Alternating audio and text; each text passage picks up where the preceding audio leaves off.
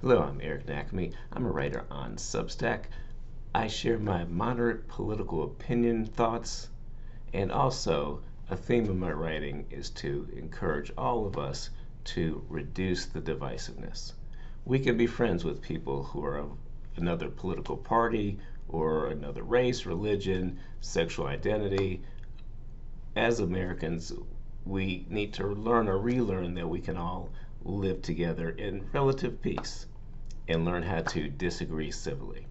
So I've been sharing some of my readings on Substack and YouTube from my book. I'm currently working on my second book, which is a sequel, if you will, to my first book, this book, Man in the Middle, a collection of essays by a red, white, and blue American.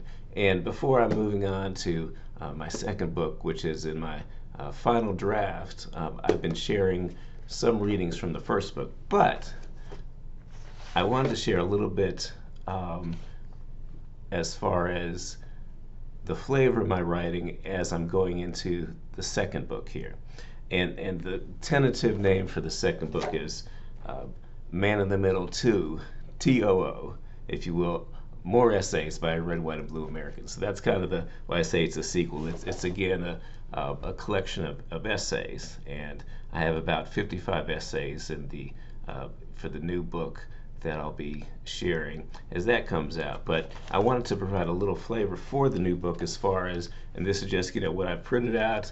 You'll see that on the just some of my writings and drafts that I've been typing up, and just to give a little flavor of this, I want to share the introduction and part of what I'm part of the theme, additional theme in the second book is about the idea of citizen leaders, that we as citizens need to stand up and demand that our elected representatives represent us, represent our Constitution, and not act in their self-interest or in the self-interest of big companies.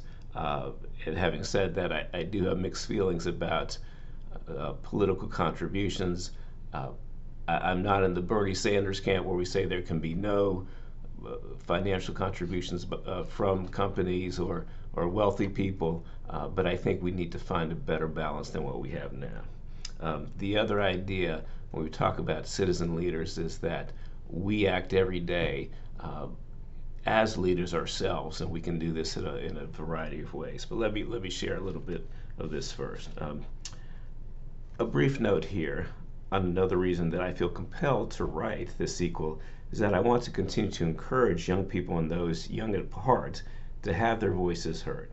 We need to encourage individuality and emphasize that in the United States we have a proud heritage of celebrating being different. There is a shared set of ethics and foundational principles that uphold our individual liberties and democratic rule that bind us. Outside of these core democratic principles, we celebrate our diversity in our physical attributes and in our philosophies or outlooks. In this nation, no one should feel like they don't fit in, and therefore should stay silent or just go along with the beliefs or practices of others with whom they disagree. We both need to express how we feel, even if we are in the minority, and we all as Americans have a responsibility to encourage different viewpoints. We all can lead by sharing our voices and encouraging the expression of diverse opinions. The concern I have when it comes to our leaders is that too often in politics and in the workplace, our leaders are those who are ambitious, which is fine, but we must be cautious of electing or promoting those who seek power and influence for purely selfish reasons. Yes, being confident and persuasive are great attributes of a leader, but being kind, having genuine concern for others, having appropriate qualifications, and having a dedication to serving others are the most valuable assets that our leaders must possess. As I cited in my first book's introduction, I again feel the need to reference the movie The King's Speech. There is a scene in which King George and his family are watching a film which shows Hitler giving one of his big speeches, riling up the crowd. King George comments that he doesn't understand what Hitler, who is speaking in German, is saying, but notes that he seems to be saying it very well. And those of you who have seen the movie The King's Speech or seen the advertisement, that's kind of gives a little bit of a flavor to the challenge that this leader of Britain had at the time with his stuttering dilemma and challenge. We see the stark contrast. Hitler, the Nazi leader intent on killing Jews and anyone whom he considers to be beneath his Aryan race, is a transformational speaker who convinces the German people to follow his pure wickedness. King George of Great Britain, who has a serious speech impediment, stuttering, must overcome this tremendous personal obstacle so he can unite his people. The British people know that war is coming and the free nations of Europe must fight to stop this mad dictator. So, and I bring with the King's Speech is one of my favorite films because as someone, as you can tell, I'm more of a writer and not a public speaker, and I am in awe of those great orators who can get in front of crowds and just move them with whatever they're saying. The problem we have is that sometimes what they say is not worth a hill of beans, as they say, right? It's just fluff. And so we need to make sure that not only are they just saying the right words and telling people what they want to hear, but that they are delivering on promises. The other thing that I think a free society needs to be wary of are movements that from the left and the right that try to target different groups or individuals. And I think we're seeing that, we've seen that both on both sides of the political aisle, and that's not what our nation is about.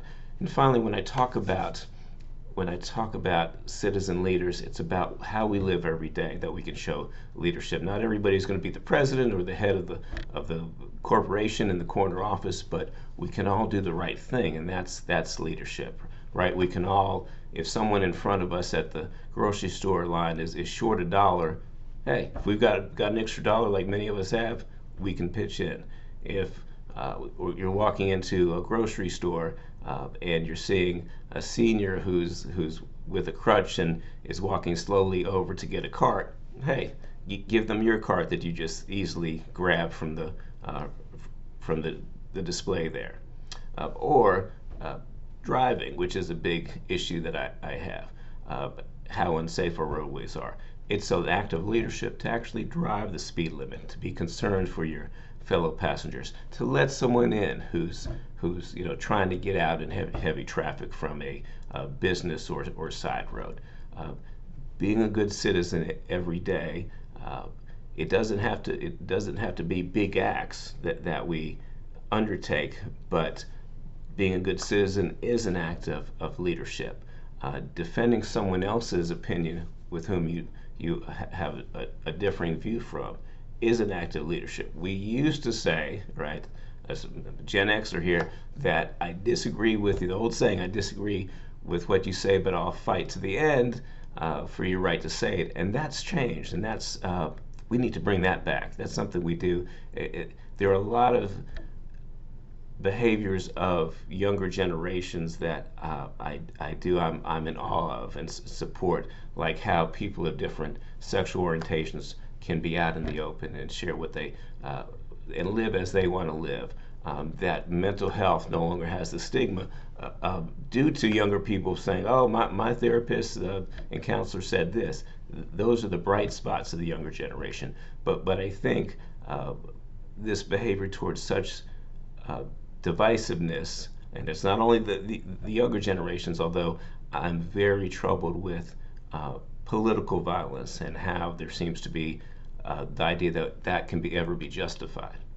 So I just read a short bit of my introduction. Just wanted to give a little flavor out there for anyone interested in my current or my new book coming out, which I'm hoping by the holidays. I do self-publishing, so it's according to how I can review it. I do not use AI to review. I don't use a company to review my writing because in my opinion, and I know there are a lot of people who use ghostwriters and hire people, but that's not what I do. What I write is from my words. It's not something I put through an AI scanner.